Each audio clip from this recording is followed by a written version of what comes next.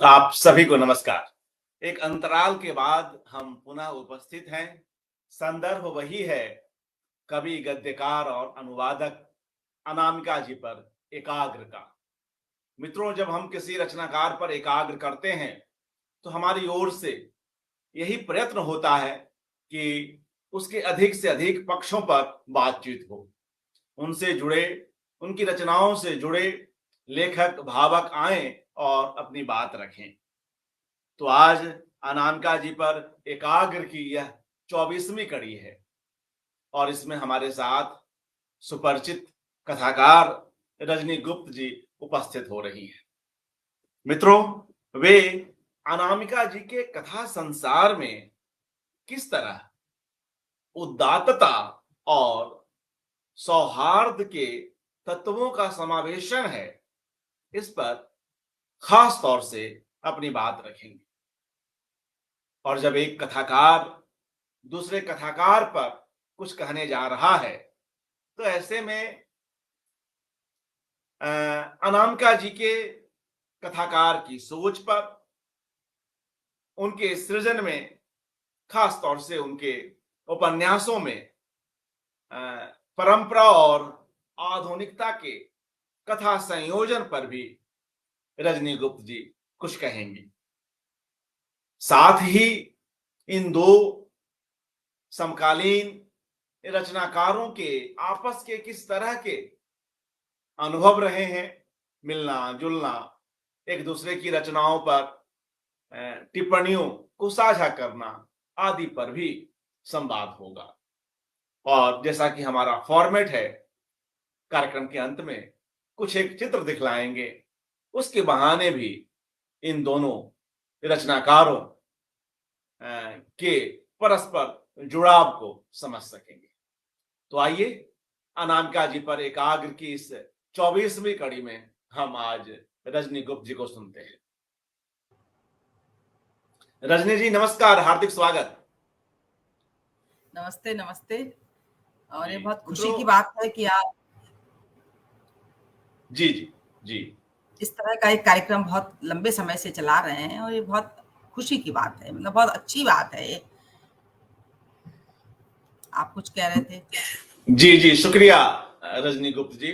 मित्रों, मैं यही कह रहा था कि रजनी गुप्त जी इधर यात्राओं में रही और कई साहित्यिक कार्यक्रमों में व्यस्त रही, और जब भी इनसे मिलना होता है बड़ी ही आत्मीयता से इनसे मिलना होता है। अभी बेंगलोर गई, वहां एक कार्यक्रम में शरीक हुई, लखनऊ में कुछ एक कार्यक्रमों में मुख्य रूप से इनकी भागीदारी रही। तो हम चाह रहे थे कि रजनी गुप्त जी इस एकाग्र में आए और अनामिका जी के उपन्यासों पर अपनी बात रखें, क्योंकि लगभग उनके सभी उपन्यास, जो उनके 8 उपन्यास अब तक प्रकाशित हैं, रजनी गुप्त जी ने पढ़ रखा है। रजनी गुप्त जी जितनी एक सुधी लेखक हैं, वैसी ही एक गंभीर और नियमित पाठिका भी हैं। तो आइए रजनी गुप्त जी को सुनते हैं। जी स्वागत। सबसे पहले तो मैं अ, आपको थोड़े से छोटे मोटे संस्मरणों से बात शुरू करती हूँ। लगभग 2 दशक पहले की बात होगी, जब किसी काम से दिल्ली गए थे और बहुत नाम लोगों से अनामिका जी के बारे में सुना था और एक जिज्ञासा थी, क्योंकि कविताएं मुझे अच्छी लगती थी। और संजोग ऐसा था कि जहाँ पर दिल्ली सरोजनी नगर मार्केट था, उसके पास में अनामिका का घर था। तो मैंने फोन किया और मतलब संकोच से, तो उन्होंने बड़े उत्साह से कहा कि तुम यहीं आओ और जो है कुछ सामान अमान जो तुमको लेना है वो तुम मार्केट से ले लेना और तुम पहले घर आओ। तो ये 2000 के आसपास की बात होगी। तब हम पहली बार हमारी मुलाकात हुई और मुझे लगा ही नहीं कि मैं जैसे उनसे पहली बार मिल रही हूँ। इतना प्यार, इतना स्नेह और इतनी आत्मीयता, ये उनके व्यक्तित्व का अविच्छिन्न गुण है, पहली बात। दूसरी बात, एक चीज जो एक रचनाकार को दूसरे रचनाकार से जोड़ती है और जिसकी सबसे ज्यादा कमी आजकल के रचनाकारों में, साहित्यकारों में हमें देखने को मिलती है, ईर्ष्या और प्रतिस्पर्धा। दोनों चीजें बहुतायत से इधर हम देख रहे हैं लोगों में। और एक और इसी से जुड़ी हुई चीज है मैं, ईगो, मैं और मेरी रचनाएं, मैं और मेरा साहित्य, मैं और मेरे से जुड़ी जो भी चीज है, ये इधर हम साहित्य में एक बहुत ही नेगेटिव चीज हम देख रहे हैं। और इसी मैं के घेरे में 10, 15 या 20 रचनाकारों ने अपने अपने अलग अलग कम्युनिटी टाइप के कुछ सेंटर बना लिए हैं। तो जब हम अनामिका से मिले और घर पे गए, बच्चे उनके छोटे थे, तैयारी कर रहे थे कंपटीशन की, मेरे बच्चे भी छोटे थे, और हमारे बीच की जो साझेदारी थी वो साहित्यिक नहीं थी। हम बेशक साहित्य के माध्यम से एक दूसरे से मिल रहे थे, मेरे साथ शशिकला राय भी थी और मैं थी, 2 लोग थे। तो जो पहली बार जब हम किसी रचनाकार से मिलते हैं, तो पहला जो सबका होता है एक व्यक्तित्व से। तो मैं 10-15 मिनट, आधा घंटे के भीतर ही मुझे समझ में आ गया कि व्यक्तित्व की जो उदात्तता कहते हैं, एक लेवल से ऊपर उठ के लोगों के बीच में निश्चल प्यार या निश्चल अनुराग का जो एक से सुगठित बना हुआ एक जो व्यक्तित्व होता है, वो उनकी सबसे बड़ी पूंजी थी। और जैसे हम मेहमान को घर के सदस्य की तरह देखते हैं, उस तरह से मुझे पहली बार ही मेरी मुलाकात अच्छी हुई। और मेरा पहला उपन्यास 2002 में आया था, कहीं कुछ और वो उपन्यास के कुछ अंश अनामिका ने पढ़ रखे थे। जब मैंने उनसे पूछा, बोली हाँ, मैंने तुम्हारे उपन्यास और तुम्हारे लेखन में एक खास किस्म की कशिश है। तो मैंने कहा कुछ पढ़ा है? तो उन्होंने बताया कि हाँ, मैंने कुछ तुम्हारी चीजें पढ़ी हैं और अच्छा लगा कि तुम चीजों को इस तरह से देख पा रही हो। हम लोगों के बीच में कॉमन था, सबसे बड़ी चीज थी कि हम दोनों नौकरी, घर गृहस्थी और लेखन, तीनों चीजों के अपने कंधों पे, तीनों चीजों को बराबर बराबर हिस्से में बांटते हुए उस दुनिया में, ये 23 साल पुरानी बात मैं बता रही हूँ, उस समय बहुत बड़ी जिम्मेदारियां थी। उनके बच्चे, मैं बच्चों के कमरे में गई, बच्चे किस तरह से जमीन पर बैठ के अपनी तैयारी कर रहे थे कॉम्पिटिशन्स की। मेरे बच्चे थोड़ा और छोटे थे, वो 10th और 12th स्टैंडर्ड में थे। तो हम लोगों की जो बातों की शुरुआत हुई, तो मैंने कहा कि कुछ खरीदना है। बोली हाँ, मुझे पता है कि बच्चों के लिए कुछ खरीदना होगा। तो ये जो छोटी छोटी चीजें, बुनियादी चीजें, एक स्त्री दूसरी स्त्री से जो जुड़ती है, तो सबसे पहले आपके अंदर सौहार्द भाव कितना है, आत्मीयता कितनी है, और आप किस तरह से एक दूसरे को स्पेस देते। सबसे बड़ी पूंजी यही मित्रता की, जो मैंने एक नजर में मुझे महसूस हुआ, मुझे अच्छा लगा। जिसे कहते हैं ना फील गुड फैक्टर, वो जब फैक्टर आता है जो अच्छा लगता है, उसके बाद फिर हम लेखन और साहित्य पे बात कर रहे हैं। मैंने अनामिका जी से कहा कि उपन्यास, बोली मैं उपन्यास लिख रही हूँ रजनी। तब उनका पहला उपन्यास पे काम चल रहा था और उन्होंने बताया कि बहुत लंबा, बहुत मोटा उपन्यास हो रहा है और हो सकता है उसके 2 पार्ट हों, और जो है मैं तुमको भेजूंगी पढ़ना। इस तरह से हम लोगों की साहित्यिक बातें भी हुई और उनके बच्चे आए। तो मुझे अभी तक अच्छी सी बात ये लगी कि हमारा पहला उपन्यास आया था। मैं तब तक खुद को लेखक के रूप में महसूस भी नहीं करती थी कि पता नहीं ये उपन्यास बन रहा है, क्या बन रहा है। अपने कॉन्फिडेंस भी अपने राइटिंग के प्रति बहुत ज्यादा होता नहीं है उस समय। तो उन्होंने बड़े बेटे से कहा कि आंटी की फोटो खींचो और वो जो है एक बड़ी उपन्यासकार है। तो मुझे बड़ा संकोच हुआ। मैंने कहा अभी तो पहला ही उपन्यास लिखा है और पता नहीं उपन्यास, और नहीं इससे क्या होता, उपन्यासकार तो बन गई हो, तो नॉवलिस्ट तो तुम बन गई हो। तो ये छोटी छोटी चीजें हम दोनों को एक दूसरे से जोड़ रही थी। और उसके बाद उनकी कोई रिश्तेदार या कोई भी रिलेटिव, शायद कोई लड़की थी जिसको लखनऊ में पढ़ाई करनी थी, तो उन्होंने कहा कि दीदी वो लखनऊ आएगी और जरा उसका ध्यान रखना। छोटी मोटी एक मामूली सी जो बातें होती हैं। हम लोगों ने फोटो खींची, खाना खाया और हम लोग फिर बाहर निकल आए। इसके बाद उनका उपन्यास आया 10 द्वारे का पिंजरा, राजकमल प्रकाश। हालांकि कविताएं मैं बहुत पढ़ चुकी थी और मन मांझने की जरूरत, एक उनकी आलोचनात्मक पुस्तक भी तब तक आ चुकी थी। अर्पण ने सही कहा, अर्पण जी दिख नहीं रहे हैं, उन्होंने सही कहा कि मैं पढ़ती बहुत ज्यादा हूँ। और ये बात सच है कि आमतौर पर जब किसी से पूछो कि आपने समकालीन उपन्यास, तो आलोचक तक, मैं नाम नहीं लूंगी, आलोचक, बड़े नामी आलोचक तक कहते हैं नहीं नहीं अभी नहीं पढ़ा, अभी पढ़ेंगे, देखेंगे, हमारी लिस्ट वो हमारे पास रखी है किताबें। साल साल निकल जाते हैं, उन किताबें उनकी मेज पर सच में रखी रहती हैं या वो किस तरह से कहते हैं, क्यों उन्हें समय नहीं मिलता, ये वो जाने। लेकिन हाँ, लेखक से ज्यादा जरूरी होता है, मैं मानती हूँ आज भी, अच्छा पाठक होना। और ये बिना बिना पढ़े जो लेखक बनने का दावा करते हैं, मुझे उनसे सख्त ऐतराज है कि अगर आप पढ़ नहीं सकते तो आपको लिखने का हक कैसे मिल गया। अपने एटलीस्ट मिनिमम अपने समकालीन लोगों को अगर आप बिना पढ़े अंधेरे में चल रहे हैं तो सचमुच अंधेरे में रास्ता टटोलने जैसा है ये, मुझे ऐसा लगता है। और सबके अपने अपने विचार है। बहरहाल मैं सबसे पहले बात करूंगी 10 द्वार, ये जो उपन्यास आया था 10 द्वारे का पिंजरा और तिनका तिनके पास, लगभग साथ ही आए थे ये दोनों उपन्यास। और जब मेरे पास उपन्यास आया और मैंने अनामिका को फोन करके बताया कि जो है वो रजनी तुम्हारे पास उपन्यास आ गए, मैंने कहा हाँ आ गए। तब उन्होंने कहा कि मुझे अजीब सा डर लग रहा है। तो मैंने कहा मैं आलोचक तो हूं नहीं, मैं तो बस एक पाठक हूँ।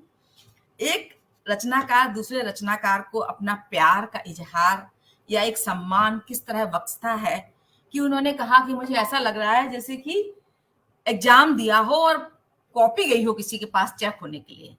तो एक उनका जो राग अनुराग था, निश्चल प्रेम था, और मतलब अपने से दूसरों को सम्मान कैसे दिया जाता है, किस तरह दूसरों के लेखने की कद्र की जाती है, ये किसी को सीखना है। उदात्तता का भाव यही है, उदार होना, उदारता बरतना, और उससे भी बड़ी चीज होती है एक अनुभूति जो आप एक समकालीन रचनाकार को अपने बराबर, अपने समकक्ष मान के देते हैं। ये बहुत रेयर है आज के दौर में।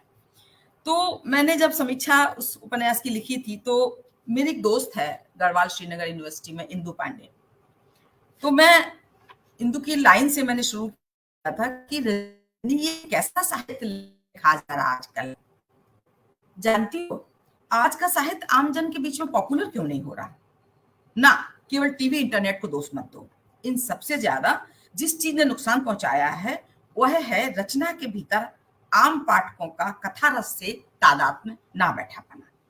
समकालीन घटनाओं और जीते जागते कैरेक्टर्स की सृजनात्मक अनुपस्थिति के चलते कई बार अच्छी रचनाएं गले के नीचे नहीं उतर पाती। हाँ, कवयित्री अनामिका के दोनों उपन्यास मैंने पढ़े हैं। पढ़ते हुए ऐसा लगा जैसे किसी विदुषी के विचार, चिंतन, सिद्धांत, स्वर्णिम कल्पनाएं और डॉक्यूमेंट्री, इस तरह के असंख्य मूल प्रसंग और अवान्तर ब्यौरे उपन्यास में है। जरा इस एंगल से भी सोच के देखो, हम हिंदी भाषियों को इसे पढ़ना थोड़ा सा भारी लग रहा है, तो जो हिंदीतर क्षेत्र के पाठक या अध्येताएं हैं उनका साधारणीकरण कैसे होगा, इंदु ने मुझसे कहा। दर्शन शास्त्र डिपार्टमेंट में थी वो, अब प्रोफेसर है। काफी देर तक सोचती रही, मैं महसूस करती रही, और दोनों उपन्यासों को पढ़ने में मैंने अच्छा खासा समय लिया। एक महीना 1.5 महीना मुझे लग गया था, क्योंकि मैं बहुत गहराई से पढ़ना चाहती थी। इन दोनों उपन्यासों की जो दार्शनिक पृष्ठभूमि थी, जो ऐतिहासिक संदर्भ थे, जो डिटेलिंग थी, इतने सार्थक ब्यौरे थे, बिहार के अस्पताल और वेश्याओं के बच्चों के आवासीय स्कूलों के विवरण, जोगनिया कोठी से गुजरती कथा कैसे धीरे धीरे स्त्री जीवन से जुड़ी कहीं अनकही हकीकतों को खुलती जाती है, स्त्री के सहज बृहत्तर सखा भाव जो अनामिका की लेखनी का मूल मंत्र है, उसको प्रमुखता से रेखांकित करते हुए स्त्री विमर्श की सशक्त पैरोकार कवयित्री अनामिका के कथा संसार में जब मैंने पहली बार प्रवेश किया तो ऐसा लगा कि जैसे एक बड़े चक्रव्यूह के भीतर भंवर की तरह घूम रहा है, मडरा रहा है, एक दरवाजे से दूसरे, दूसरे से तीसरे, तीसरे से चौथे, गोल गोल गोल गोल घूम रहे हैं और बाहर निकलने की कोई युक्ति नजर नहीं आ रही थी, ऐसा मुझे लगा। तो ये जो 10 द्वारे का पिंजरा उपन्यास में जब हम पाठक के तौर पर, केवल पाठक के, रचनाकार के तौर पर नहीं, जब हम पाठक के तौर पर उस कथा के भीतर जाते हैं तो कथा के भीतर कथा की अनंत श्रृंखलाएं, ऐतिहासिक भूल भुलैया, जैसे लखनऊ का जो इमामबाड़े का भूल भुलैया है, इस तरह का जो भूल भुलैया वाला जो एक बड़ा ऐतिहासिक प्रसंग है, ऐसे जीवंत प्रसंग हैं, ऐसी दंत कथाएं हैं, और परंपरा और आधुनिकता का इतना अद्भुत सम्मिश्रण है जो 19वीं सदी के सुधार आंदोलनों की अंतर यात्रा करने लगती है। फलक बड़ा था, बहुत बड़ा फलक था। इतिहास की जितनी आधी अधूरी कथाएं हैं उन सबको पुनर्जीवित करते हुए रचनाकार पंडिता रमाबाई के जरिए अनामिका ने स्त्री पुरुष संबंधों के जटिल रिश्तों को नए नजरिए से देखा था। पुराण वाचन परंपरा से रमाबाई और फेनी के बीच का जो संवाद था, वो तत्कालीन देश काल का वृत्तांत तो रचता ही था, पात्रों के भीतर भी असाधारणता खोजने लगती है। ये अनामिका की एक व्यक्तित्व की खास विशेषता है कि वो साधारण किरदारों के भीतर भी असाधारणता को खोजने का हुनर रखती है। ये सामर्थ्य हर एक में नहीं होती। पितृसत्ता के पुराने सामंती किले के भीतर स्त्री मुक्ति बनाम मोक्ष, इसकी तलाश करते हुए स्त्री के जो बहनापे का राग बहुत ज्यादा पन्नों पर उपन्यास में दर्ज है। कभी उपेक्षित स्त्रियां हैं, बूढ़े बूढ़े लोग हैं, साधारण किरदार हैं, उनमें जातीय, सामाजिक, धार्मिक और सांस्कृतिक जीवन के अंतः सूत्रों को बहुत बारीकी से बुना गया है। यहाँ पर हिंदू समाज की जो ब्राह्मणवादी व्यवस्था में रूढ़िवाद था, जातीय व्यवस्था की विसंगतियां थी, उपन्यास का हर पात्र एक मुकम्मल यथार्थ और मुकम्मल आदर्श को लेके आता है। लेकिन हाँ, एक चीज की कमी मुझे उसमें भी लगी थी कि उस पात्र के भीतर कोई उठापटक नहीं नजर आई, कोई द्वंद या ऊहापोह नजर नहीं आया, और पात्रों की जो भीतरी अपूर्णताएं हैं या जो अंतर्विरोध है, कंट्राडिक्शंस है, वो भी उस तरह से नजर नहीं आए थे। लेकिन कथा भीतर अनंत कथाओं का जाल बहुत ही खूबसूरत तरीके से बनाया गया है। इसलिए मैंने इस रिव्यू में लिखा था, अलग अलग चिप्पियों से सिला गिनेरा। पाठकों की लेकिन ये है कि पाठकों के जब आप पात्रों के जब जितने भी किरदार हैं, उनके जो आपसी डायलॉग होते हैं उत्सुकता जगाते हैं।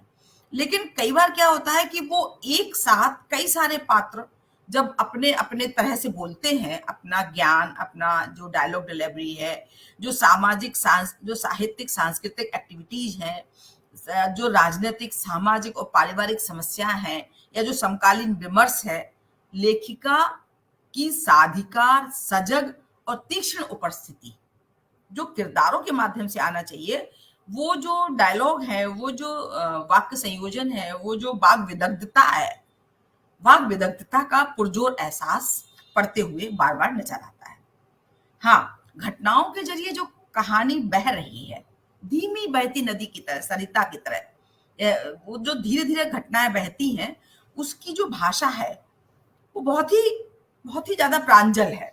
मसलन, कितना मधुर होता है वैसे बाप बेटी बहन भाई का रिश्ता, पर यह किसी को शायद ही सूझता हो कि उनकी गुड़िया एक व्यक्ति भी है।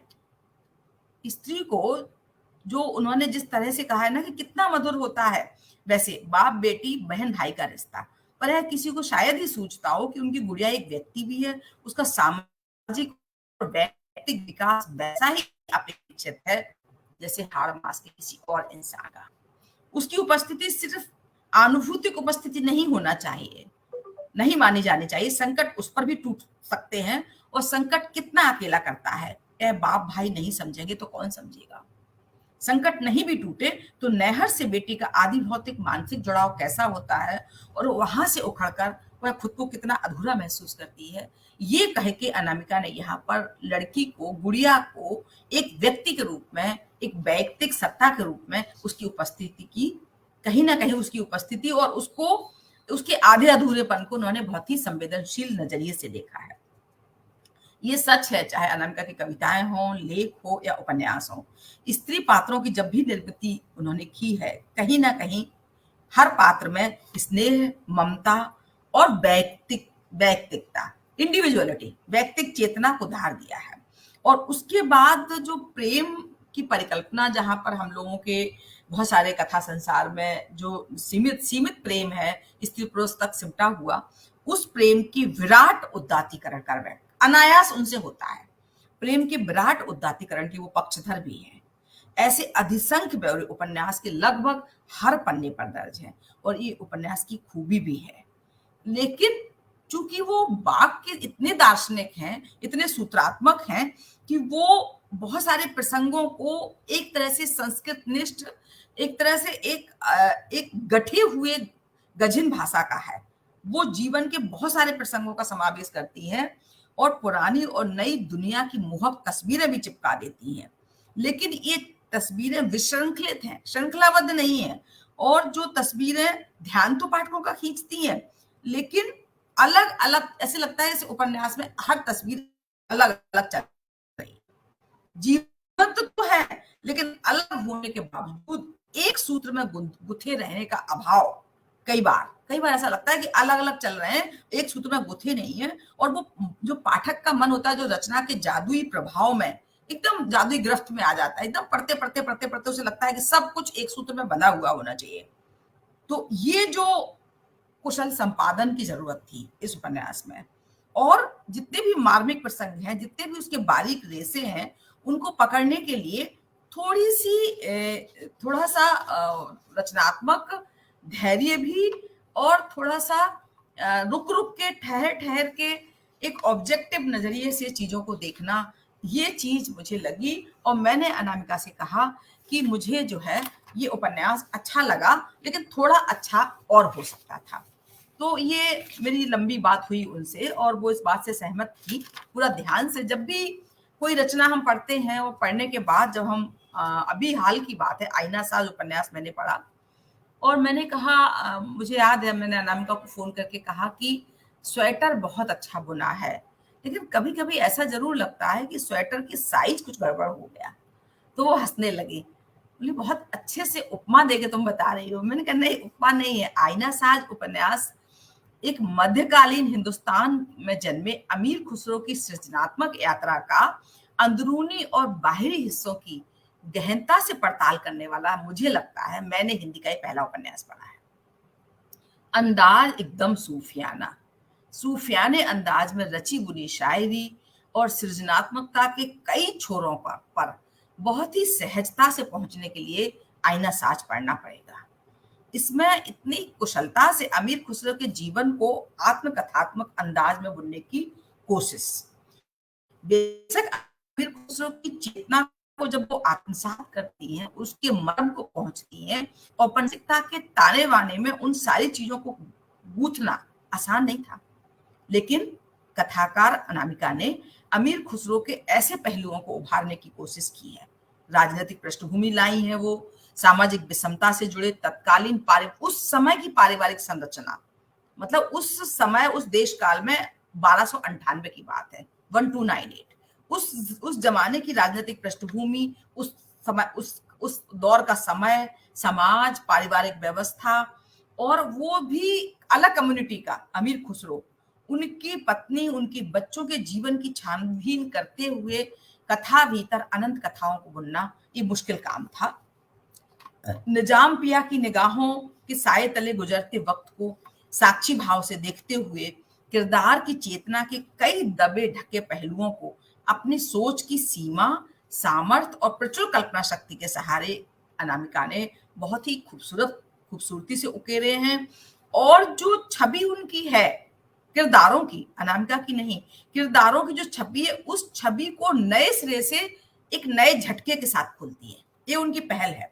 सालों से बंद खिड़कियां खोलते हुए अनामिका अपनी भाषाई सामर्थ्य के जरिए शब्द चित्रों के नए बिंब गढ़ते हुए अमीर खुसरो की पत्नी और दुनिया और उनके बच्चों की दुनिया, एक ये समूचा संसार पूरी तरह काल्पनिक है।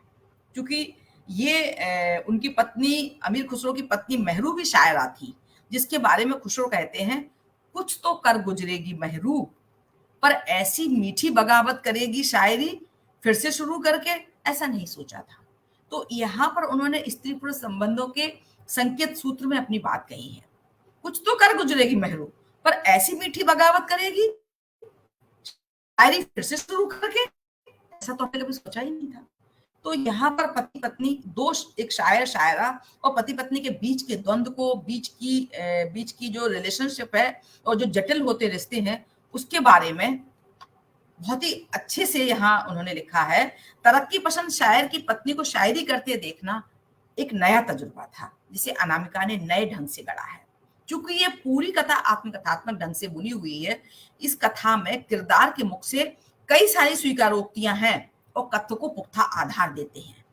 ऐसा करते हुए अमीर खुसरो के जीवन संघर्ष का कच्चा चिट्ठा खोला गया है।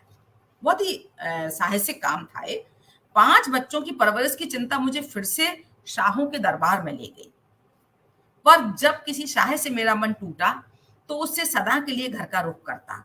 मुझे तसल्ली रहती, मेरी बीवी ताना नहीं कसेगी, हौसला ही बढ़ाएगी। ये पति पत्नी के बीच की एक जो गांठ होती है, दोनों के बीच के रेशमी रिश्तों को बुनने के लिए जिस तरह की एक छोटी सी अलक्ष्य गांठ होती है, उसको उन्होंने बहुत ही कायदे से दिखाया है। और उपन्यास के पहले भाग में राज दरबार की साजिशें, चालें, कुचालों के बीच किस तरह से अमीर खुसरो की रचनात्मक यात्रा बढ़ती है, किस तरह की समस्याएं आती हैं, उनको उन्होंने बहुत अलग ढंग से फोकस किया है। और दूसरी तरफ बैक गियर में स्त्रियों की दुनिया की अलग अलग तस्वीरें, उन तस्वीरों के जीवंत ब्यौरे जो आज से जोड़ते हैं। दो कथाएं एक साथ चलती हैं, एक तरफ एक कथा चलती है, एक तरफ एक कथा चलती है। सपना, नफीस, ललिता दी और सरोज जैसे सशक्त किरदारों से बुनी दुनिया के किस्से से लगता है जैसे हर घर के किस्से इस उपन्यास में आ गए हों। हमारे आज के समय की विद्रूपताओं की कई अक्स इस उपन्यास में देखे जा सकते हैं। यहाँ पर भाषा छोटे छोटे झरने की तरह सहज ढंग से अनायास निरायास ढंग से प्रवाहित होती है। इस हिंदुस्तानी भाषा में दार्शनिकता है, आध्यात्मिक सूक्तियां हैं और लगभग हर पन्ने पर हर जगह विराट सत्ता से जुड़ी आत्मिक चेतना के स्वतः स्फूर्त शब्द चित्र पूरे कथ्य को पठनीय बनाते हैं। ये जो कथ्य है, ये धीरे धीरे आपको ऊपर उठाता जाता है। इसकी जो दार्शनिकता है, इसकी जो आध्यात्मिक सूक्तियां हैं, यहाँ पर हम ठहर जाते हैं, रुक के सोचते हैं, क्योंकि समय अपने तरीके से बीतता है, अपने तरीके से गुजरता है। जब हम पीछे मुड़कर देखते हैं तो समय की धूप को अपनी कोमल उंगलियों के पोरों से गिनते हुए रचनाकार ने आईना साज के किरदारों के अंतर जगत और बहिर्जगत की खोज खबर लेते हुए तत्कालीन कहावतों को, लोक सूक्तियों को, लोक व्यवहार को आत्मसात करते हुए एक खूबसूरत और काव्यात्मक भाषा के जरिए सूफी एहसास जगाया है। वो लिखती हैं, जिंदगी एक सूफी सिलसिला इस तरह भी है कि चिराग से चिराग रोशन होता है, मशाल से मशाल। अपनी विराट सोच को कथ्य के रेशे रेशे में पिरोते हुए अनामिका ने किरदारों के मनोविज्ञान की थाह ली है। बहुत आहिस्ते से अपनी अनूठी भाषा के जरिए इस उपन्यास में विलक्षण अनुभूतियों का प्रति संसार रचते हुए अनामिका ने एक अलग किस्म के आत्म चेतना संपन्न किरदार गढ़े हैं। हम सब जानते हैं कि आज के दौर में बहुत जरूरी है कि हमारी जो लड़कियां हैं और जो हमारी आधी दुनिया है, वो किस तरह से आत्मचेतना संपन्न जीवन जीने के लिए अकुलाहट से भरी हुई है, किस तरह से वो कॉन्फिडेंस के सहारे पग हर एक कदम आगे बढ़ती है।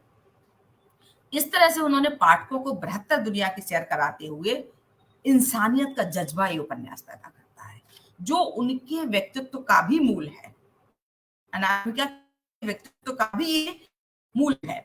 कुल मिलाकर जब हम आईना साज के आईने से गुजरते हैं तो समय के किरदार तो अपना अक्स देख ही सकते हैं, लेकिन खूबसूरत और अनूठी बात यह है कि आज के समय की विडंबनाएं भी इस उपन्यास में बखूबी देखी और महसूस की जा सकती है। सचमुच ये उनकी एक ताकत है कि सामान्य किस्म के पाठकों के लिए ऐसी कृतियां, ऐसे उपन्यास कभी कभी अबूझ या दुर्बोध भी लग सकते हैं, पर साहित्य में जब हम पैठ बनाने वाले गंभीर रचनाकार और सुधी पाठक मिलते हैं तो यह कृति से गुजरते हुए आत्मसंपन्न, आत्मोद्दीप चेतना से हमारे सूखे, मुरझाए और उजड़े मन को भर देते हैं।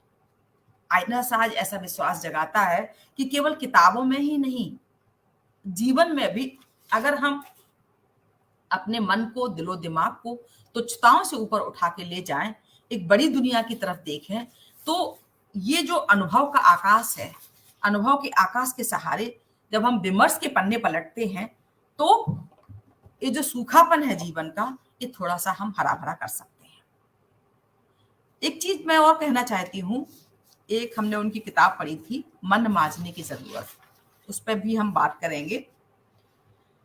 एक इनके उपन्यासों में एक चीज जो लगभग हर उपन्यास में है, और वो हर लेखक का अपना एक हस्ताक्षर भी होता है, और हमें उस हस्ताक्षर मुझे यही चीज, एक जो स्टाइल होता है, ये हर रचनाकार का अपना होता है। अनामिका के जितने किरदार हैं वो दंत कथाओं में और लोक कथाओं में एकदम रचे बुने हैं। ठीक इसी तरह इनके जितने ऐतिहासिक प्रसंग हैं उपन्यासों में, वो उस समय के सापेक्ष तो है ही, वो परंपरा और आधुनिकता के बीच में उनकी आवाजाही रहती है। एक समय को लांघते हुए दूसरे समय तक उछाल लगाना और उस समय को लांघते हुए फिर किसी समय में अपनी कथा को ले जाना।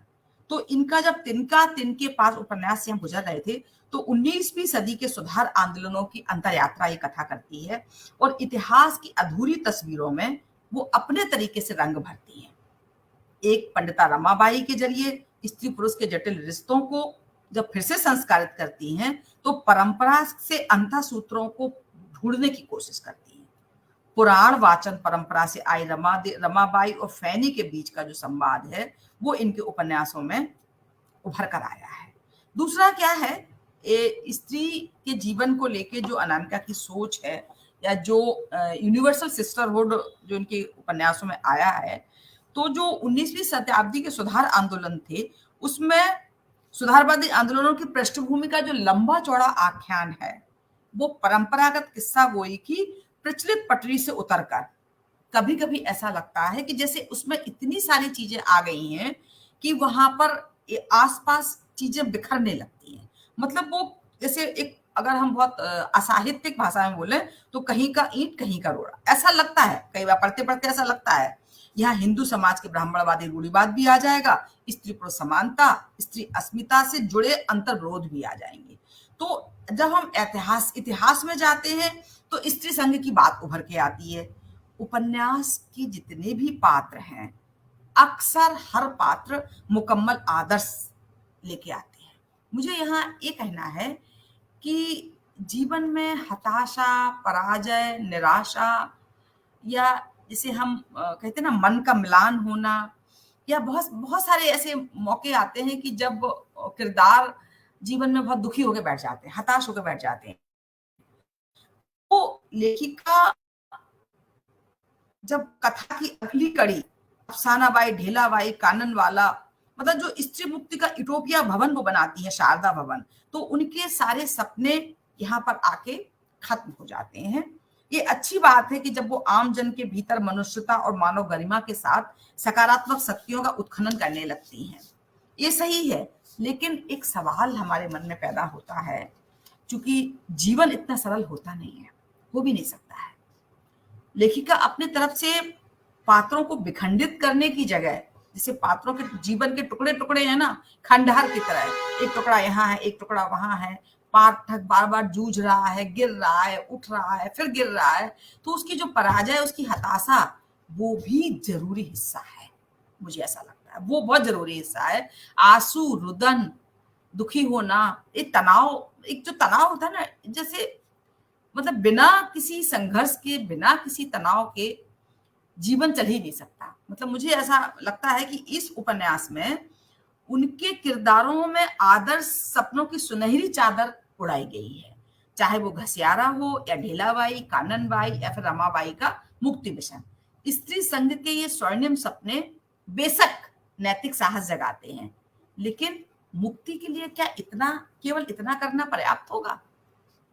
एक परिकल्पना है, खूबसूरत परिकल्पना है, लेकिन मुक्ति के लिए बहुत सारे सामूहिक प्रयास और कई स्तरों पर मानसिक, भावनात्मक, भौतिक, बाहरी संघर्ष, आर्थिक संघर्ष, धार्मिक संघर्ष, पारिवारिक संघर्ष, और न केवल संघर्ष ही, इसके बीच में जो हमारी मन स्थिति बार बार बन रही है, बिगड़ रही है, फिर रो रहे हैं, फिर गिर रहे हैं, फिर उठ रहे हैं, वो भी आना चाहिए इन किरदारों में।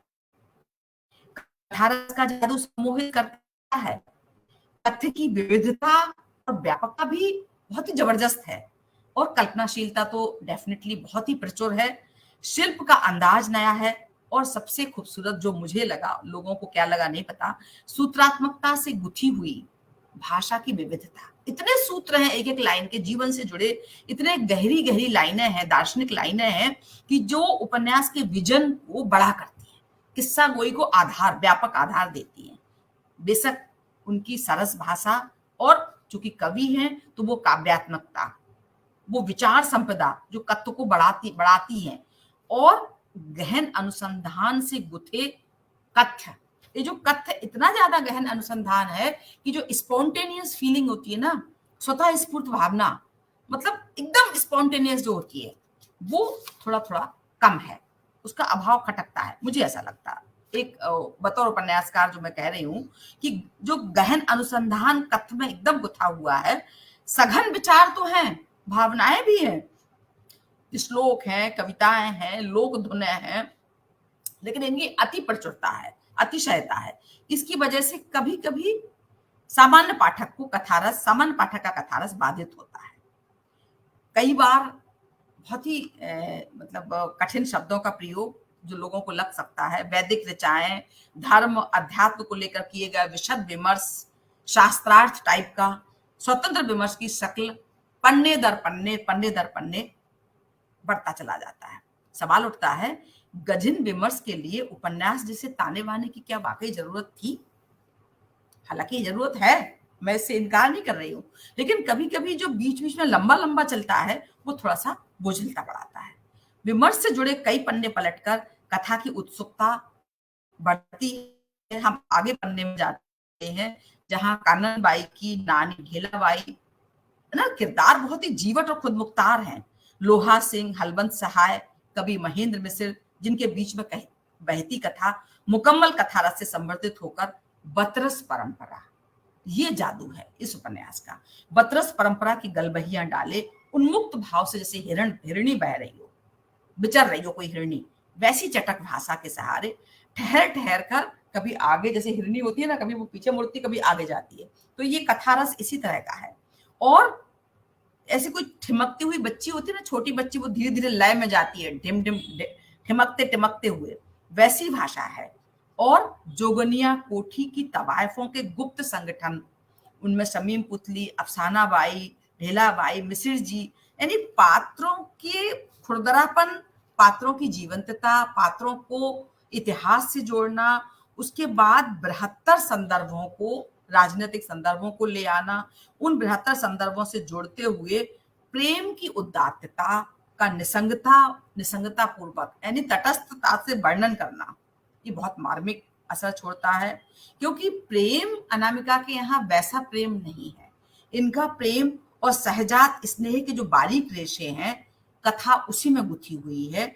और बिहार प्रांत की तत्कालीन जो राजनीति है, जातीय और साहित्यिक हस्तियां जो वहां की रही हैं, जो बहुत ही टॉप क्लास साहित्यिक हस्तियां हैं, उनकी गौरव गाथा को बहुत ही अच्छे तरीके से गूंथा है और बांचा है। अकेली वेश्याएं जितनी रह गई हैं, जितनी विधवाएं हैं, और निचले तबके में जन्मी परेशान हाल औरतों का संगठन बनाने की जो परिकल्पना है कि हम उस संगठन बना के मुक्ति मिशन के तहत पंडिता रमाबाई के सहयोग से जो खोलती है वो एक यूटोपिया टाइप का, स्त्री श्रम शक्ति का यूटोपिया, इस तरह से ये कृति भारतीय समाज में खास तौर पे बिहार के जनजीवन के सजीव परिदृश्य बुनती हुई अनायास हमारे समूचे देश के जातीय और सांस्कृतिक सेतु के रूप में उभर के आता है। कथा बड़ी है, बहुत बड़ी है, और ये दोनों उपन्यास, जो 3 उपन्यासों का मैंने जिक्र किया, ये अपने अपने तरीके से एक अलग तरह की दुनिया में पाठकों को ले जाते हैं, जो बहुत देखी समझी नहीं है। मतलब एक जो उपन्यासों की जो कथा भूमि है, जिसमें इतिहास भी है, कल्पना भी है, और खास तौर पे जो गूंथने का तरीका, जैसे मैंने अनामिका से कहा था फोन करके कि स्वेटर तो बहुत अच्छा है, स्वेटर की साइज कभी कभी मुझे ठीक नहीं लगती कथा के हिसाब से। कभी लगता है कि ज्यादा स्वेटर बन गया है, कभी लगता है हाफ स्वेटर से भी छोटा हो गया। तो कहने का मतलब एक लीक से चली आ रही कथा है, उस कथा में एक सरसता है और पठनीयता है, 2 चीजें तो हैं, लेकिन एक और चीज जो कथा को विशिष्ट बनाती है कि अप्रत्याशित घटनाएं, चूंकि ऐतिहासिक आधार है तो उसमें अप्रत्याशित घटनाओं को उनका संयोजन थोड़ा मुश्किल भी रहा होगा, लेकिन ये है कि स्वतः स्फूर्त ब्यौरे जो किसी भी कथा रस को थोड़ा सा और संवर्धित करते हैं कथा रस को, वो मुझे उस समय कमी लगी थी। और एक जो सबसे बड़ी अनूठी किताब है जो मुझे आज भी बहुत पसंद है, जो सामयिक प्रकाशन से आई थी, मन मांझने की जरूरत। ये उनका कविताओं का पक्ष और उपन्यासों का पक्ष, दोनों में एक चीज हम अंतर साफ देख रहे हैं। पता नहीं हमारे हिंदी के पाठक कितना जानते हैं, कितना अंतर करते हैं, लेकिन मुझे ऐसा लगता है कि अनामिका की कविताएं एकदम भीतर तक उतर जाती हैं और उपन्यास बहुत अच्छे, बहुत खूबसूरत है, लेकिन इसको पढ़ने के लिए थोड़ा-सा सजग और दृष्टि संपन्न पाठक चाहिए। ये कविताएँ जैसे आपके अंतःस्थल में जैसे झरने की तरह बहती रहती हैं, जैसे आपकी स्मृति में आंदोलित रहती है, आपके भीतर एक पैठ बनाती है, एक सहज और अनायास ढंग से जो चीज़ें आपकी जो है लहू का शोर बन जाती हैं। तो उपन्यास बहुत अच्छे हैं, आधार अच्छा है, विस्तार है, व्यापकता है, विज़न है, सांस्कृतिक चेतना को अलग तरीके से बढ़ाती हैं। लेकिन एक बस वही एक चीज़ जो मुझे लगता है कि ये सामान्य पाठकों के लिए बहुत आसान नहीं है। गद्य बहुत अच्छा, बहुत सुगठित है, लेकिन उपन्यास के लिए थोड़ा-सा टुकड़ों-टुकड़ों में, खंड-खंड में अगर गद्य होता, जैसे उनकी कविताओं का गद्य है, जैसे आईना साज का गद्य है, तो ये और जैसे ये जो उपन्यास आईना साज है, ये बहुत ही खूबसूरत, बहुत ही नफ़ीस, बहुत ही बढ़िया भाषा है। तो कई बार अपने-अपने पसंद भी होती है, मुझे जो अच्छा लगा वो मैं अपने बता रही हूँ। जैसे अनामिका के लेख हैं, कवियत्री और समालोचक, ये किताब जो है स्त्रीवाद के जितने भी मूल्य और मानदंड हैं, उनसे अलग लेखिका ने इसमें स्त्री की विभिन्न कोणों से परखते हुए अंतर्वैयक्तिक संबंधों का बड़ी बेबाकी से विवेचना की है। मन मांजने की जरूरत। समकालीन दौर में जो साझा जीवन जीती है एक पुरानी पीढ़ी और एक नई पीढ़ी, उनके स्वप्न, संघर्ष और वेदनाओं के मर्म को छूते हुए वे जाने अनजाने मनोवैज्ञानिक और सामाजिक यथार्थ का बड़ा ग्राफ तैयार करते हैं। ये इनके लेखों की खूबसूरती है कि जहां वो लिंग, जाति, धर्म, क्षेत्रीयता और अस्मिता के द्वंद्व में फंसी स्त्री की व्यूह रचना को, उसके आधे अधूरे टूटे सपनों को और उसकी जद्दोजहद के जटिल बैरों की छानबीन करने लगती हैं। उनके अनुसार ये बहुत ही अच्छी लाइन है, स्त्री चाहे किसी भी वर्ग, वर्ण, नस्ल या धर्म की हो, लेकिन उसकी तकलीफ, शारीरिक, मानसिक यातनाओं और असुरक्षा का धरातल हमेशा एक जैसा रहा है। मसलन दैहिक मानसिक हिंसा एवं बेघर होने का शाश्वत डर और उससे उपजा खौफ। ये चीजें आधी दुनिया की ऐसी हकीकतें हैं जो जिनसे लाखों करोड़ों औरतें हर रोज गुजर रही हैं। स्त्री त्रासदी के जिम्मेदार कारकों की पड़ताल करते हुए अनामिका हिंदुस्तान में प्रचलित मिथकीय आख्यानों को फिर से परिभाषित करती हुई एक बड़ी और एक नई मीमांसा रचती हैं। सच में ये हम सब पाठकों के लिए उन्होंने जो लिखा है ये बहुत ही ज्यादा खूबसूरत और बहुत ही मीनिंगफुल लाइनें हैं, सार्थक लाइनें हैं। इससे बड़ा सांस्कृतिक षड्यंत्र कोई हो ही नहीं सकता कि सीता सावित्री जैसी बागी औरतों को मूक आज्ञाकारिता से एकाकार करके देखा जाए। न सीता कठपुतली थी न सावित्री, दोनों के स्वतंत्र व्यक्तित्व थे और समय आने पर दोनों ने निर्भीक निर्णय का तेज दिखाया। ये कितनी बड़ी और कितनी मार्मिक बात है। लेखिका ने जो पुरानी देवियों से जुड़े आप्त सूत्रों को भी नई अर्थ छवियां दी हैं। स्वकीय परकीय देवियों, नायिकाओं और अप्सराओं से जुड़ी मिथकीय परिकल्पनाओं को धता बताते हुए अनामिका ने तेजस्वी, दृष्टि संपन्न और व्यक्तित्व संपन्न स्त्री की नई तस्वीर तैयार की, जिसमें स्त्री की निजता, आजादी और आत्मनिर्णय को बहुत ही प्रमुखता से रेखांकित किया गया। जिस समय ये किताब आई, पुरानी हो गई, कई साल हो गए हैं, उस समय जो स्त्री बात पे बहुत बहस चल रही थी, स्त्री विमर्श पर।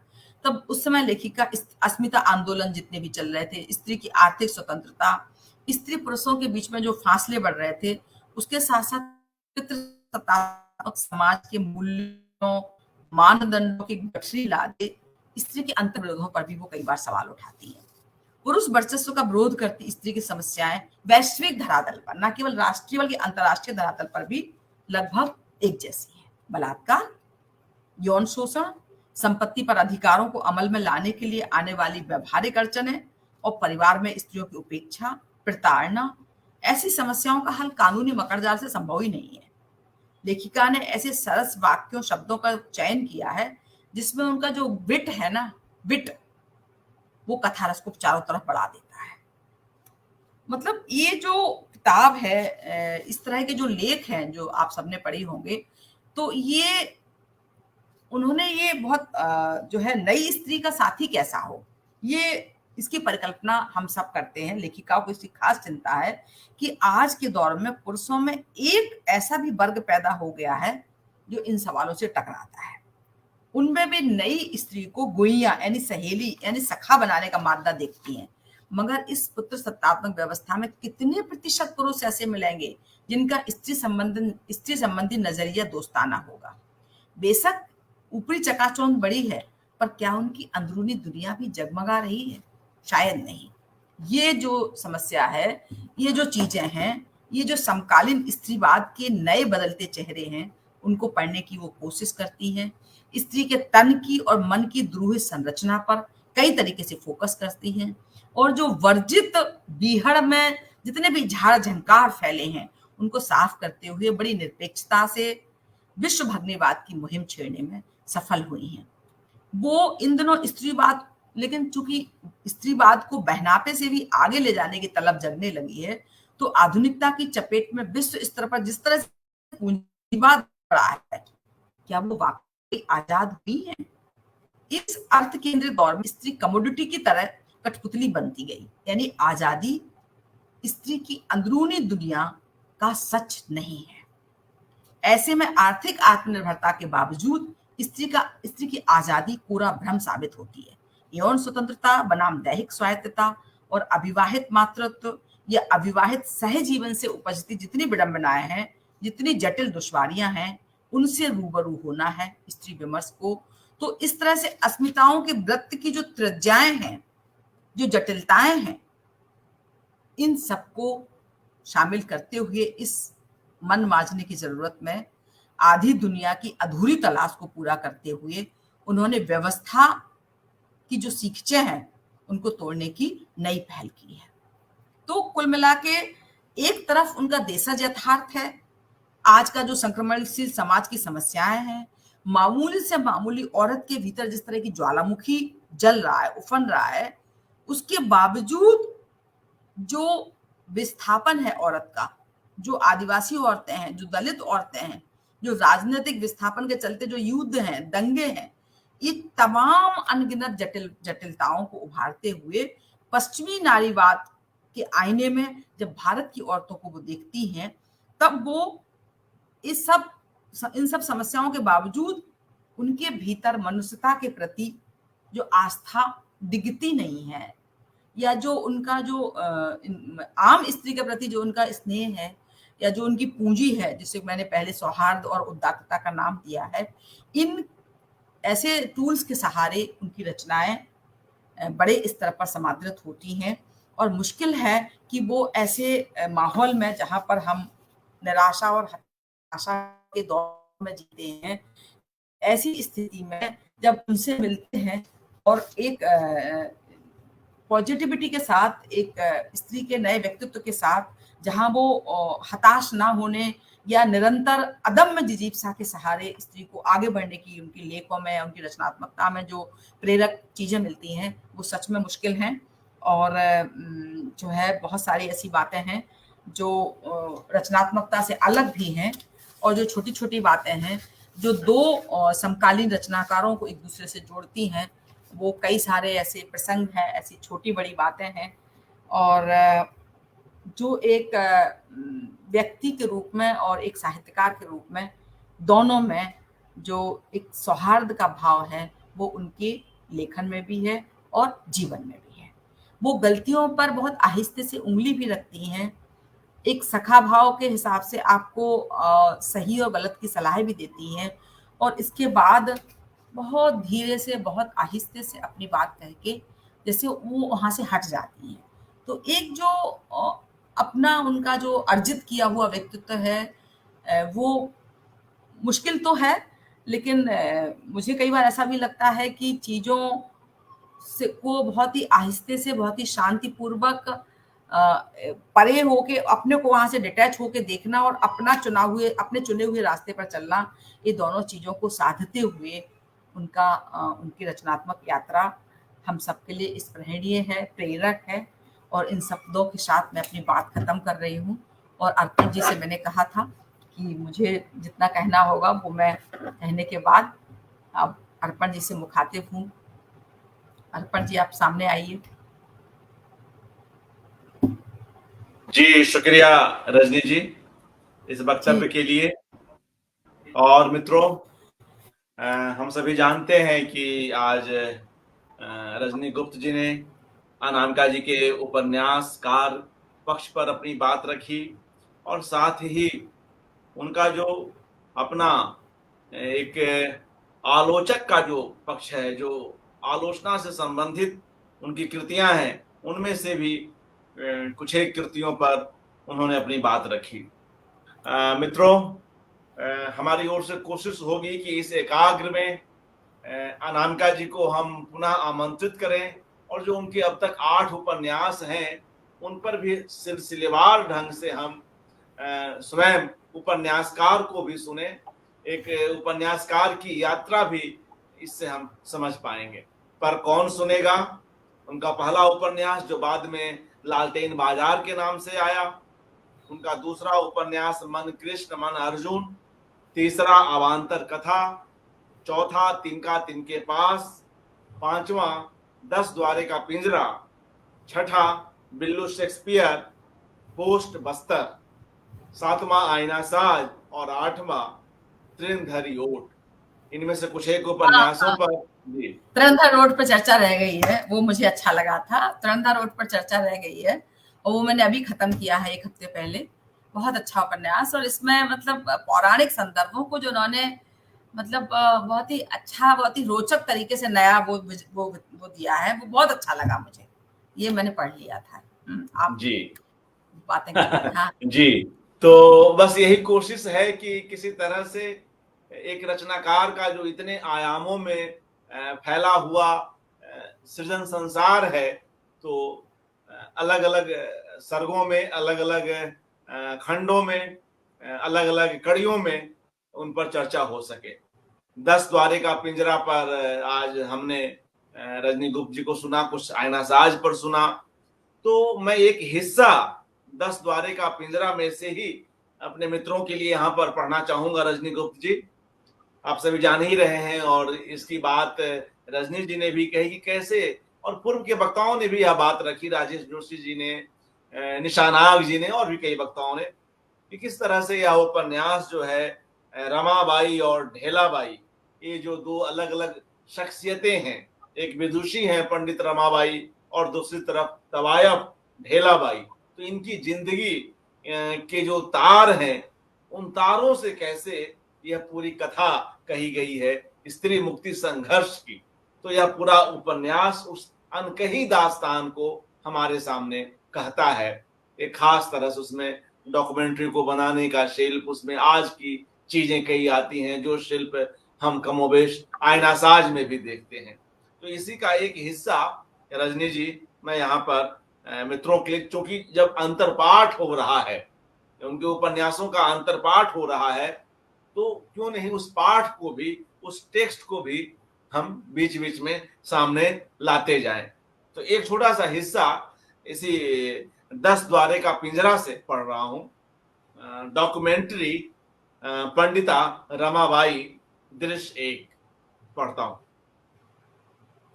आंध्र का गंगा मूल आश्रम, जिसे बड़ी मुश्किलों से रमाबाई के पिता ने पौराणिक अध्ययन केंद्र के रूप में विकसित किया है। आंध्र का गंगा मूल आश्रम, जिसे बड़ी मुश्किलों से रमाबाई के पिता ने पौराणिक अध्ययन केंद्र के रूप में विकसित किया है। इन्हें महाराष्ट्र के अपने ब्राह्मण समाज से जाति बहिष्कृत किया गया। अपराध यही अपराध यही कि अपराध यही कि वे पत्नी को और पुत्रियों को भी शास्त्र पढ़ाते, सुबह शाम उनसे तरह तरह के गूढ़ विषयों पर विचार विमर्श करते देखे गए। चौका चूल्हा भूलकर स्त्रियां ज्ञान विज्ञान में रस लेने लगी तो सारी दिनचर्या बिगड़ जाएगी। शास्त्रज्ञों की आपत्ति हुई तो जवाब में शास्त्रों से 300 संदर्भ छांट कर लाए जो स्त्री शिक्षा का स्पष्ट समर्थन करते थे। पर यथास्थितिवादियों को शास्त्र की यह दूसरी धारा प्रामाणिक लगी ही नहीं। द्वंद्व हुआ और वे परिवार समेत गांव छोड़कर निकल पड़े। देश देशांतर भ्रमण करते जब गंगा मूल के इस निस्तब्ध तट पर पहुंचे तो एक कुटिया सी डाल ली। जिह्वा पर तो सरस्वती का वास था ही। पूरा परिवार विद्या का उपासक। दूर दूर तक इनकी ओज पूर्ण वाणी और सरस धर्म वार्ताओं की चर्चा फैलने लगी। एक आश्रम सा विकसित हो गया। दूर दूर से विद्यार्थीगण धर्म की शिक्षा ग्रहण करने आने लगे। इनमें ही एक था सदाव्रत। और कैसे एक एक पात्र आते जाते हैं और फिर उन एक का दूसरे के साथ किस तरह से संगोपन होता चला जाता है। इनमें ही एक था सदाव्रत। नन्ही, तब पंडित रमाबाई एक नन्ही रमाबाई, एक बालिका है। नन्ही रमाबाई की वैसे तो इससे पटती थी। नन्ही रमाबाई की वैसे तो इससे पटती थी, पर कभी कभी झगड़ा भी हो ही जाता। विशेषकर तब जब रमाबाई को लगता कि पिता उससे ज्यादा ध्यान तो सदाव्रत पर ही दिए जा रहे हैं। अपनी लंबी चोटी झुलाती, झनर पटर करती वह कहां से कहां चली जाती और फिर उसे ढूंढने में सबसे ज्यादा परेशान पिता ही होते। सदाव्रत भी गुरु के पीछे पीछे झाड़ियों गुफाओं में देर तक भटकता कि महारानी जाने कहां छुपी मिले, कि महारानी जाने कहां छुपी मिले। माता और बड़ी बहन, पिता पुत्र और पट्ट शिष्य की यह बाल लीला देखकर कभी कुढ़ती और कभी निहाल हो जाती। माता और बड़ी बहन, पिता पुत्र और पट्ट शिष्य की यह बाल लीला देखकर कभी कुढ़ती और कभी निहाल हो जाती, पर चिंतित कभी नहीं, क्योंकि यह रोज का खेल था। लेकिन उस दिन जब सुबह से रात हो गई और तीनों में से कोई घर नहीं लौटा, तो धान कूटते कूटते रमाबाई की मां लक्ष्मीबाई के हाथ रुक गए और बड़ी बेटी उमा के पति पोनप्पा को उन्होंने पुकारा।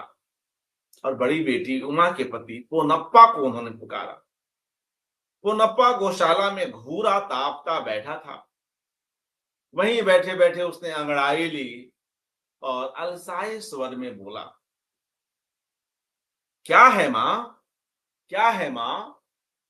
काहे को आसमान सर पर उठाए हो? चैन से रहो। बड़ी सख्त जान है तुम्हारी वह बेटी, उसका कुछ नहीं बिगड़ने वाला। जब भी मरेगी सात को मारकर मरेगी। शुभ शुभ कहो। तुम मुझसे खार खाए बैठे हो इसीलिए ना, कि वह विद्या वैभव में तुम सबसे ज्यादा है। एक दो बार में ही उसे श्लोक याद हो जाते हैं और दुरूह से दुरूह प्रसंग का भाष्य वह चुटकियों में कर देती है। क्या कालिदास, क्या भास, क्या वेद, क्या पुराण, सबके मार्मिक प्रसंग उसे कंठस्थ हैं।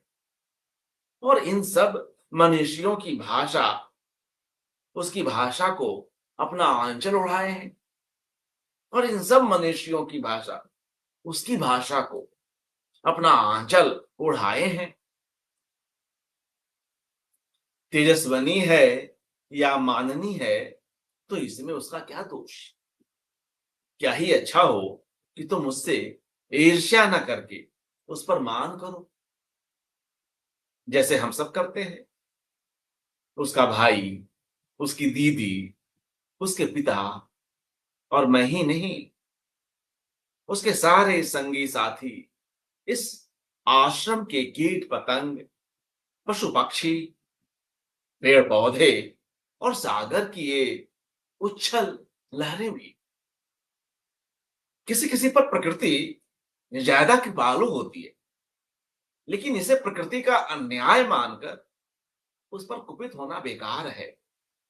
जो बातें अभी रजनी गुप्त जी कह रही थी कि कैसे उसमें कई ऐसे सूत्र हैं, बिल्कुल दर्शन के और सोच विचार के, है ना? एक एक अपने आप एक सहज ढंग से आती हुई दार्शनिकता है, जो अलग-अलग पात्रों से अनामिका बनाती है। यहाँ भी हम देख रहे हैं कितनी अच्छी भाषा है, पोएटिक पैचेज है। किसी-किसी पर प्रकृति ज़्यादा कृपालु होती है, लेकिन इसे प्रकृति का अन्याय मानकर उस पर कुपित होना व्यर्थ है। जिन पर प्रकृति ज़्यादा कृपा करती है, उनको वह पेरती भी बहुत। तो पेरना एक बिल्कुल देशज शब्द है, तो उसको कोल्हू में पीसना, उससे ज़्यादा मेहनत करना, पेरना, तो पेरती भी बहुत। बिल्कुल एक देशज शब्द अंचल विशेष का है रजनी जी। मतलब उससे अधिक से अधिक काम लेना। जो मेहनती है वो ज़्यादा काम करेगा, ज़िंदगी भर करेगा। पंडित रमाबाई ऐसी ही है। कैसे उसके बचपन से आगे बढ़ रही है। जीवन के सामान्य सुख उनके लिए नहीं होते। अमृत की एक बूंद प्यास की पराकाष्ठा पर हम लिख रही हैं अनामिका, अपने पात्र से कहलवा रही हैं, अमृत की एक बूंद, अमृत की एक बूंद प्यास की पराकाष्ठा पर ऐसा शुक्रवार। यही यही विशिष्टता बोध सिखाया जा रहा है। एक विद्य की यह छोकरी बात ऐसे करती है जैसे जगत आत्मा हो। वो देखिए चली आ रही है जगत आत्मा या शक्ति रूपेण संस्थिता नमस्तस्यै नमस्तस्यै नमस्तस्यै नमो नमः। हंसती खेलती बाल त्रिपुर सुंदरी स्वरूप पंडित रमाबाई का प्रवेश इन भाग्य। क्या हो रहा है भ्राता? बिना अनुष्ठान के ही चंडी पाठ हो रहा है। वैसे देवी की आराधना की खातिर अनुष्ठान की औपचारिकता भी, मुहूर्त निश्चित करके तो कोई माँ को पुकारता है। अब मुझको ही देखो, अब की अभी मैं पुकारूंगी। ओ माँ, भूख लगी है। उस दिन जो गुड़ निकाला था, गरम गरम आखिरी पर थोड़ा सा घी डालकर दे। शाम को एक जगह पिताजी के साथ मुझको भी तो बोलने जाना है। पाठशाला के आचार्य से मेरी कुछ देर बात हुई और वे बोले, देवी सुक्त रहस्य पर क्या जानती हो? जो भी मैंने कहा वह सुनकर मुझको भी शाम की सभा में बुलाया है। ऐसा क्या तुम अनूठा बोल रही होगी? ऐसा क्या तुम अनूठा बोली होगी? विद्वान की विद्वान की मुंह लगी बेटी होने का लाभ मिलता है तुम्हें। तुम्हारी दीदी, मेरी पत्नी ऐसी गंभीर विदुषी हैं, उसको तो कोई बुलाता नहीं, और कोई बुलाता भी तो वह जाती नहीं। अब ये देखिए जो ईर्ष्या द्वेष है रजनी जी, जो आप आज के रचनाकारों के संदर्भ में शुरू में कह रही थी, उसका भी देखिए, उसकी भी एक उसका एक पुट यहाँ कैसे एक दूसरे संदर्भ में आ रहा है। मान नहीं ऐसा करते। जो भी सेंटेंस बोला है ना कि मान, क्यों ना उसकी तेजस्विता का मान करें, लेकिन सम्मान यस, करें, गर्व करें, वो यस, नहीं है। जी, जी, वो चीज आ जाए तब तो दुनिया ही बदल जाएगी। वो तो बड़ी जी, खूबसूरत चीज, जी, लेकिन जी ईर्ष्या हाँ, पहले आती है, मान नहीं आता। मान बिल्कुल, आता है तो हम उसको एक्सेप्ट कर लेते हैं। एक्सेप्टेंस नहीं है, जी, चाहे जी वो हाँ, बेटी का वो स्त्री, चाहे किसी, जो अभी आप पढ़ रहे हैं अंश, जी। उसमें भी वही। हाँ, तो वही वह विरोध कर रहा है कि ऐसा क्या तुम अनूठा बोली होगी? विद्वान की मुंह लगी बेटी होने का लाभ मिलता है तुम्हें। तुम्हारी दीदी, मेरी पत्नी ऐसी गंभीर विदुषी हैं, तो खुद को भी मतलब उसकी दीदी को और जो उसकी पत्नी भी है ऐसी गंभीर विदुषी हैं, उसको तो कोई बुलाता नहीं, और कोई बुलाता भी तो वह जाती नहीं। जाती नहीं कि आप जाने नहीं देते। अब देखिए यहाँ पे पुरुष परिप्रेक्ष्य आ गया। वह रमाबाई कह रही है अपने इसको जीजा को, अपने बहनोई को, जाती नहीं कि आप जाने नहीं देते भ्राता, जाती नहीं कि आप जाने नहीं देते भ्राता। सुभद्रा कुमारी चौहान की कहानियों में ऐसे भाव हैं, उन पर भी हमने एक कड़ी की थी, उसमें हमने उस कहानी को पढ़ा था रजनी जी। बाद में सुभद्रा कुमारी चौहान की कहानियों पर कुछ लिखा हुआ हमें अनामिका जी का भी मिला, और उसके भी हमने संदर्भ लिए। जाती नहीं कि आप जाने नहीं देते भ्राता, खुद भी मेहनत से कतराते हैं, दिन भर लेटे रहते हैं, कहीं न कहीं ग्रह नक्षत्र विचारने से फुर्सत नहीं मिलती। फुर्सत मिलती भी है तो निद्रा देवी की गोद में गोड़ी मोड़ी होकर पड़ जाते हैं। अलसाए शरीर की बुद्धि भी अलस तो होगी ही ना। पर निद्रा भेषज है, पर निद्रा भेषज है, यह भी कैसे भूला जाए। क्या जाने वह आपकी योग निद्रा ही हो। संदेह करने वाली मैं कौन होती हूं। आफत की पुड़िया होती है और कौन होती है। 13 बरस की हो गई पर शिष्टाचार नहीं सीखा। भोले से कभी विवाह मत करना रमाबाई। टोन उसको टोंट कर रहा है। भोले से भी कभी विवाह मत करना रमाबाई, व्यर्थ कई जीवन नष्ट हो जाएंगे। अबे छोकरे सदा व्रत, भूले से भी इस चंडिका का हाथ मत पकड़ना, बर्बाद हो जाएगा। और हंसते हुए दोनों चौके की ओर बढ़ गए। और ऐसे कई दृश्य इसमें हैं। डॉक्यूमेंट्री पंडित रमाबाई में बड़े प्यारे प्यारे दृश्य हैं, और कथा की रोचकता है, पात्रों को कि उनके स्वभाव को समझने की बातें हैं, और एक पात्र दूसरे पात्र के बिल्कुल सम्मुख आकर किस तरह से उसकी मतलब खिल्ली उड़ा रहा है, तो कोई उसका समर्थन कर रहा है, ये सारी बातें आती हैं। तो खास तौर से हमने आज इस उपन्यास का यह अंश रखा कि रजनी गुप्त जी की बातों के साथ वह टेक्स्ट भी बेशक सीमित रूप में ही सही यहाँ पर आ सके। और मित्रों, अब हम लोग कार्यक्रम के अंत में हैं। कुछ एक चित्र जो हमें रजनी गुप्त जी की ओर से प्राप्त हुए हैं, उसको भी देखते हैं और उस पर रजनी गुप्त जी की टिप्पणी लेते हैं। जी रजनी जी, बड़ा प्यारा चित्र। हाँ, अनामिका लखनऊ आई थी, तो उसी समय रजनी जी हम लोगों का रजनी जी घूमने का रजनी जी साहित्य यह कब अकादमी की बात है? पुरस्कार यह ये किस साहित्य साल की अकादमी बात है? पुरस्कार जब मिला था, जिस साल साहित्य अकादमी पुरस्कार मिला था उसके ठीक एक दिन बाद लखनऊ में थी वो। साहित्य अरे अकादमी वाह, पुरस्कार जो अरे उन्हें वाह, मिला, वो उस समय लखनऊ वाह। में पूर्व नियोजित पहले से प्रोग्राम था कि हम लोगों को नैमिषारण्य घूमने जाना है। तो ये नैमिषारण्य से जब उनको साहित्य अकादमी पुरस्कार मिला तो मीडिया पे काफी लोग उनको इंटरव्यू करना चाहते थे। तो हम लोग लॉन में बैठ के उनका इंटरव्यू लेना, मैंने लिया था।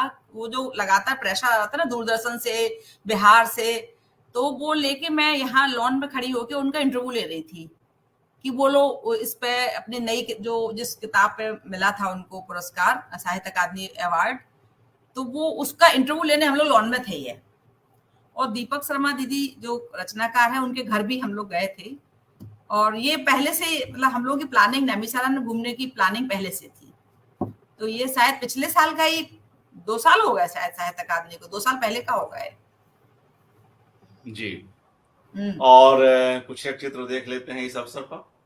ये तभी का जी, है। ये जी, तो रजनी। हम दिल्ली किसी कार्यक्रम में गए थे, तो मैंने अनामिका से कहा कि मैं बोले हाँ तुम आ जाओ। एक कनॉट प्लेस में कोई गोष्ठी थी, तो बस वहीं पर हमारी मुलाकात हुई थी। तो मैं बस थोड़ी देर के लिए आधा घंटे के लिए इस कार्यक्रम में गई थी, शामिल हुई थी, तब की है। जी। और भी फोटो मेरे घर आई थी, तब की भी एक आध फोटो होगी। मेरा हाथ टूट गया था, हाँ, और हाँ, हाँ वह तब है की, मेरे हाँ पास। जी, हाँ ये मेरे घर आई थी वो। और मेरी नई किताब आई थी उस समय, बहेलिया समय में स्त्री। तो बोली तो अपनी किताब भी लाओ। माँ मेरी आई हुई थी, तो मैंने कहा मम्मी ने लड्डू बनाए हैं, तो घर के बने लड्डू थे। तो हमने कहा तुम लड्डू टेस्ट करो। तो ये तब का है, जाड़े का मौसम था, वो किसी कार्यक्रम में आई थी, तो उन्हें पता चला कि मेरा हाथ टूटा है। बोली हड्डी नहीं, यह हमारी कोई कब बात नहीं, मैं जाऊंगी। जी, यह कब ये की मेरे बात घर है की है, रजनी जी? ये हो और यह गई, कब की ये भी बात है? 4 साल पुरानी, 4-5 साल पुरानी बात, 4 साल पुरानी बात होगी, ये होगी 2019 19-20 की होगी है, 19 या 20 की। जी हाँ, इसी जी हाथ के स्कूटर चला रही थी मैं, तो वो इसी हाथ के बल गिरी थी, तो ये हड्डी मेरी टूट गई थी। तो मैं राइट हैंड था ये, तो तब बोले अच्छा ठीक है मैं आती हूँ। 19 में हमें लगता है 2019 की होगी, 4 साल पहले की है। कैसे समय जी बीतता है पता चलता है। जी। वही लड्डू वो खुद खाने के पहले मुझे खिला रही थी। अरे वाह वाह। मैं बहुत स्ट्रेस में थी, तो उनकी मुख मुद्रा देखिए कितनी उनके अंदर एक प्रेम, एक लगाव, एक करुणा और एक वो दोस्ताना रवैया है। और मतलब एक हम लोग एक्चुअली बड़ा छोटा नहीं, हम लोग दोस्ती एंजॉय करते हैं, हम लोग मतलब काफी चीजें शेयर करते हैं। और इसमें मैं अनामिका को कभी दीदी नहीं कहती, मतलब और लोगों की तरह, वो मुझसे भले 2 साल बड़ी होंगी, लेकिन हम लोग के बीच में जो दोस्ताना है उसमें वो मैं ना आप बोलती हूँ ना मैं उस तरह का वो करती हूँ। हम लोग बीच में एक बहुत ही सहज और बहुत ही स्वतः स्फूर्त दोस्ती है। मतलब ये चित्र उसी अवसर का है जब मेरा हाथ टूटा था और वो घर आई थी, बोली चलो पहले मम्मी से मिलते हैं। उसमें मम्मी आई हुई थी मेरी, माँ से मिली, फिर हम लोग थोड़ी देर बैठे ड्राइंग रूम में, शायद लिट फेस्ट कोई प्रोग्राम था लखनऊ का, उसमें आई थी वो, कविता का था कोई प्रोग्राम। जी। तो मित्रों ये कुछ एक चित्र हमने आज देखे और इसी के साथ हम लोग अब कार्यक्रम के समापन की ओर हैं। हमारे साथ ऋत्विक भारतीय जी, नीलिमा टिक्कू जी, पूनम सिंह जी, रजत यादव जी और स्वयं अनामिका जी भी जुड़ी हुई हैं। और भी कुछ एक मित्रगण देख रहे हैं, कुछ एक के नाम छूट भी रहे हों, तो आप सभी लोगों का हार्दिक आभार। और रजनी गुप्त जी, हम लोग काफी समय से इस कड़ी को प्लान कर रहे थे, अंततः आज यह कड़ी संपन्न हो सकी, संभव हो सकी। आज की यह चर्चा आपके कारण फलीभूत हुई। बहुत बहुत शुक्रिया रजनी गुप्त जी, समय निकालने के लिए, यहाँ आने के लिए। बहुत अच्छा लगा बात करके, बहुत अच्छा लगा। और मित्रों, अनामिका जी पर एकाग्र की कुछ एक कड़ियां और बची हुई हैं। हम शीघ्र ही एक नई कड़ी के साथ पुनः प्रस्तुत होते हैं। नमस्कार, धन्यवाद।